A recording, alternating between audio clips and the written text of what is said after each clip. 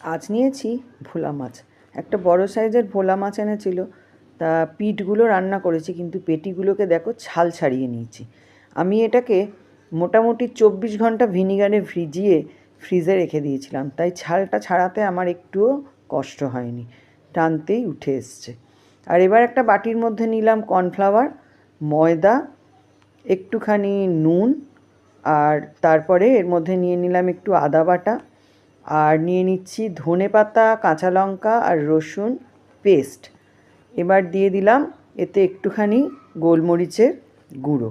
গোলমরিচের ফ্লেভারটা না অসাধারণ লাগে আমার।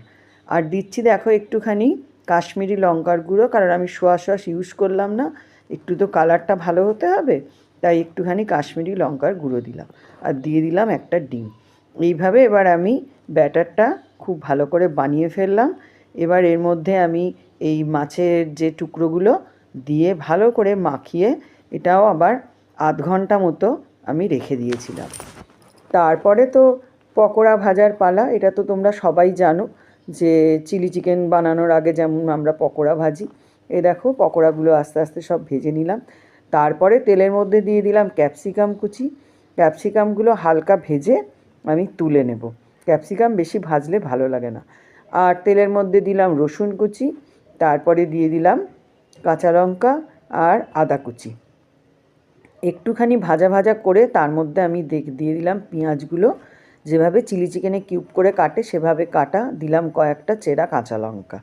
এতে আমি কোনো লাল লঙ্কার ব্যবহার করিনি। দিয়ে দিলাম নুন।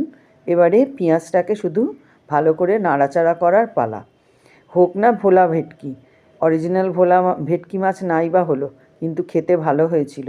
এই দেখো এবারে দিয়ে দিচ্ছি আমি সস। এর মধ্যে আছে red chilli sauce, tomato sauce আর সোয়া সস। এবারে ভালো করে এটাকে শুধু কষতে থাকা।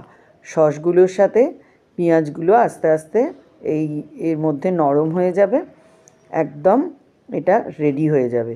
এরপরে আমি এর মধ্যে দিয়ে দিচ্ছি ওই যে পকোড়া যেগুলো ভেজেছি আর ক্যাপসিকাম। এবারে একটুখানি নাড়াচাড়া করে দেব, ভালো করে মিশিয়ে ফেলবো, কিন্তু একটুখানি এটাকে আমি সেদ্ধ করার জন্য দেব, তাই পাশে একটুখানি গরম জল আমি বসিয়ে দিয়েছি। এরপরে দেখো বেশ খানিকক্ষণ নাড়াচাড়া করার পরে সামান্য গরম জল আমি এতে দিলাম, দিয়ে একটুখানি এটাকে আমি হতে দেব, কারণ যাতে পুরোটা খুব ভালো করে মিশে যায়, একটু গ্রেভিও থাকে। আর দিলাম কর্নফ্লাওয়ার গুলে। এরপরে বেশ ভালো করে নাড়াচাড়া করবো। এই দেখো একটা কোটিনও কিন্তু আমার খুলে যায়নি, পুরো মাছটাকে নিয়ে একদম আঁকড়ে রয়েছে। এবার